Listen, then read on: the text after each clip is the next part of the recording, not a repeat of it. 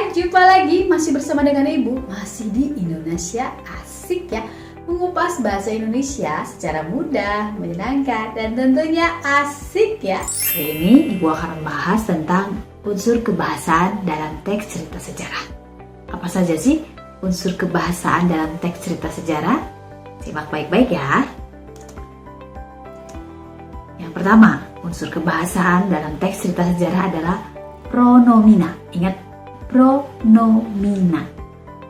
Dan yang kedua adalah frase adverbial. Yang ketiga adalah verba material. Dan yang keempat adalah konjungsi temporal. Gua akan bahas satu demi satu ya setiap unsur-unsur kebahasaan ini. Yang pertama, pronomina. Apa sih pronomina ini? Ya, pronomina ini adalah kata ganti atau merupakan kata yang dipakai untuk mengacu ke nomina lain atau untuk menggantikan nomina lainnya. Contohnya, nomina guru dapat diacu dengan pronomina dia atau ia. Untuk hal demikian ini, sebelum lebih jauh membahas pronomina, sebaiknya kita kenali dulu bagaimana ciri-ciri dari pronomina itu sendiri. Ciri-ciri pronomina ada dua ya. Yang pertama, biasanya pronomina itu selalu menduduki posisi subjek dan objek. Namun pada kalimat tertentu ada juga yang menduduki posisi predikat. Ya. Selanjutnya ciri yang kedua, acuannya dapat berpindah-pindah bergantung pada siapa yang menjadi pembicara, siapa yang menjadi pembaca, atau siapa yang dibicarakan. Kita bahas jenis-jenis pronomina ini dulu ya. Jenis-jenisnya. Yang pertama adalah kata ganti orang atau pronomina persona. Kata ganti orang terbagi menjadi kata ganti orang pertama ialah kata ganti untuk orang yang berbicara atau si pembicara. Sedangkan kata ganti orang pertama aku adalah kata ganti asli dari bahasa Indonesia. Sedangkan saya termasuk kata ganti orang pertama yang tidak asli ya, karena diambil dari bahasa daerah sebenarnya. Kata ganti saya berasal dari kata sahaya atau hamba. Kata ganti kami merupakan kata ganti orang pertama jamak. Sedangkan aku dan saya merupakan kata ganti orang pertama tunggal.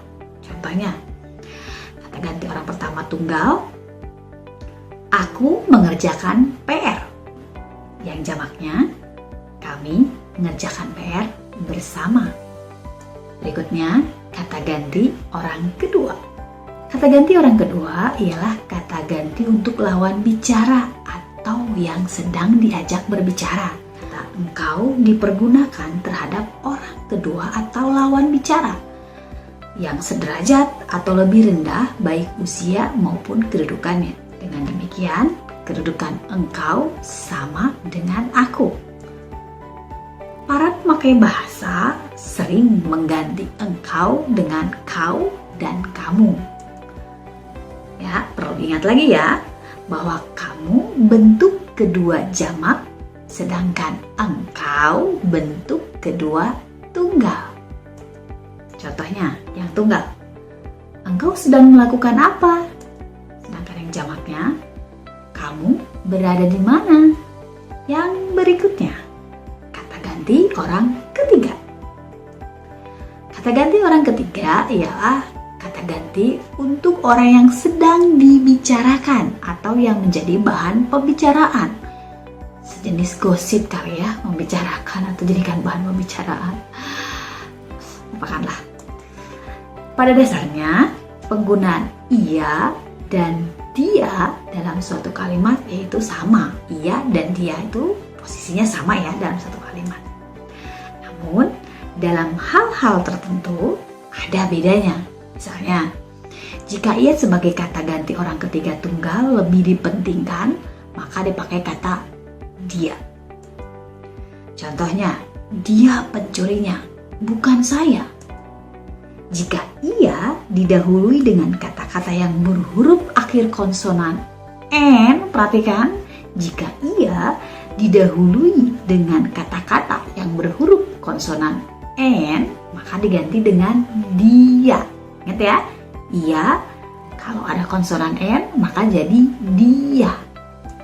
Contohnya, dengan ia berubah menjadi dengan dia. Oke, contoh lebih jelasnya. Dalam kata ganti orang ketiga tunggal, ia sedang makan.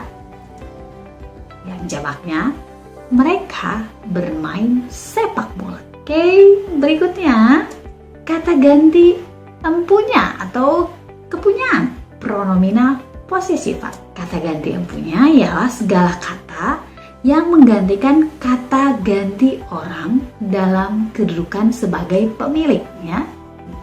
Ingat lagi ya, kata ganti kepunyaan ialah segala kata yang menggantikan kata ganti orang dalam kedudukan sebagai pemilik. Biasanya kata ganti yang punya selalu menyatakan kepunyaan atau pemilik, ya. Macam-macam kata ganti. Kata ganti orang pertama tunggal atau jamak. Contohnya yang tunggal, Doni meminjam bukuku, ya. Yang tunggal ya, kata ganti pertama tunggal, Doni meminjam bukuku. Sedangkan yang jamaknya, temanku bermain di halaman rumah kami. Kata ganti orang kedua tunggal atau jamak, contohnya bapak, adik, paman, saudara. Sedangkan yang jamak, ibu-ibu, saudara-saudara. Kata ganti orang ketiga tunggal atau jamak, contohnya yang tunggalnya, bukunya. Jamak, mereka, buku, mereka. Berikutnya, kata ganti penunjuk atau pronomina demonstrativa. Kata ganti penunjuk ialah segala kata yang menunjukkan letak suatu benda atau yang dibendakan, ya, menunjukkan letak suatu benda atau yang dibendakan. Macam-macam kata ganti penunjuk menunjukkan letak di tempat si pembicara dengan menggunakan kata ini, ya. Berikutnya, menunjukkan letak di mana tempat lawan bicara dengan menggunakan kata itu. Jadi kalau letak tempat si pembicara berarti ini, kalau letak lawan bicara berarti itu, ya. Paham ya? Kalau letak pembicara ini, letak lawan bicara itu. Contoh, sana jadi di sana ke sana, sini di sini ke sini, situ di situ ke situ. Oke, berikutnya kata ganti penghubung atau pronomina relativa, ya, kata ganti yang merangkaikan kata benda dengan kata yang menerangkan kata benda tersebut, ya. Contohnya bunga merah, jadi bunga yang merah. Jadi bunganya berwarna merah, ya. Jadi memberikan kata ganti yang merangkai kata benda dengan kata yang menerangkan kata benda tersebut, ya. Maksudnya dari kata bunga merah tadi, jadi bunga yang merah, berarti bunganya berwarna merah, ya. Bawang putih, jadi bawang yang putih, bawangnya bukan bawang merah, berarti bawangnya yang putih. Rumah kami, berarti rumah tempat kami, ya. Lemari es, di lemari tempat es. Jadi kata ganti penghubungnya yang dan tempat.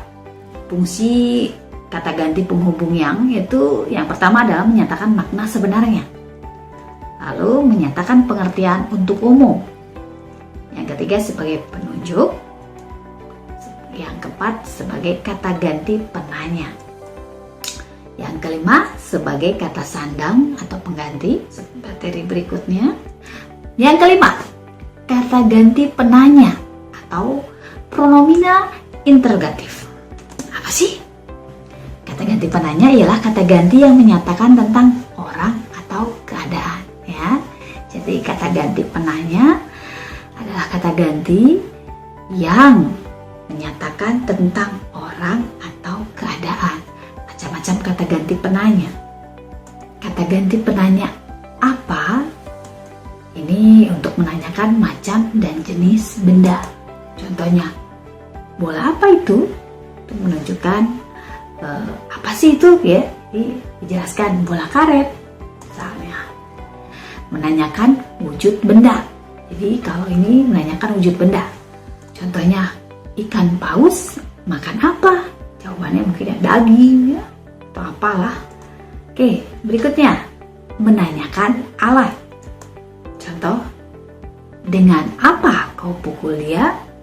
Dengan kayu misalnya. Menanyakan maksud atau tujuan. Contohnya, untuk apa benang itu? Mengikat. Oke, lanjut ya. Berikutnya, kata ganti penanya siapa. Kalau yang tadi, kata ganti penanyanya apa. Kalau yang sekarang, siapa. Untuk menanyakan orang atau sesuatu yang dianggap orang. Ya, contohnya, siapa yang datang itu? Si Ali misal. Berikutnya, kata ganti penanya mana. Kata ganti penanya untuk menanyakan pilihan orang atau barang. Contohnya, yang mana yang kau beli? Jadi jawabannya yang ini. Atau mungkin seperti ini ya. Yang mana gebetanmu? Yang itu. Nah, seperti itulah. Menanyakan asal. Dari mana kalian? Ya, dari desa, dari kota. Yang keenam, ya, kata ganti tak tentu atau pronomina interminativa. Kata ganti tak tentu ialah kata-kata yang menggantikan atau menunjukkan tempat suatu benda atau orang dalam keadaan tidak tentu atau umum ya. Jadi kayak nggak biasa lah menunjukkan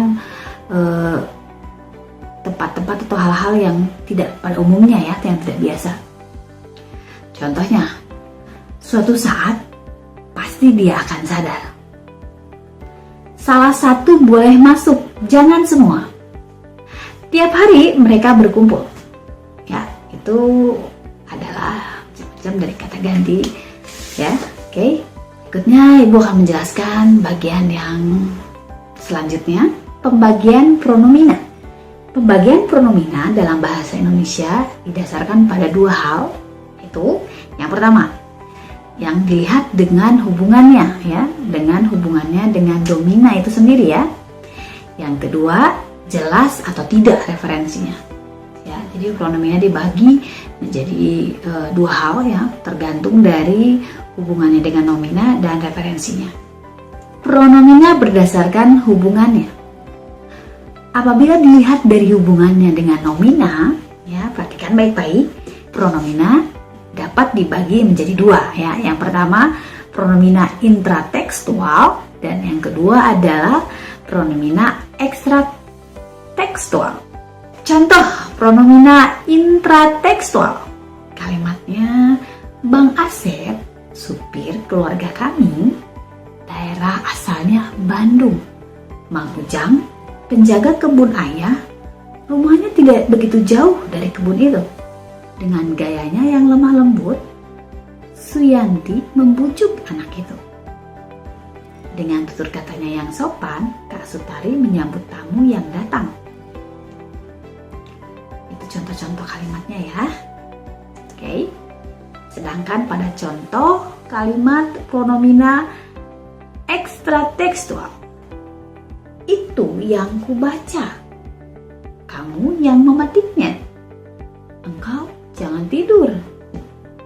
Oke, kita sudahkan saja materi kali ini. Nanti kita buka lagi di materi-materi berikutnya ya. Tetap di mana? Di Indonesia Asik. Bye.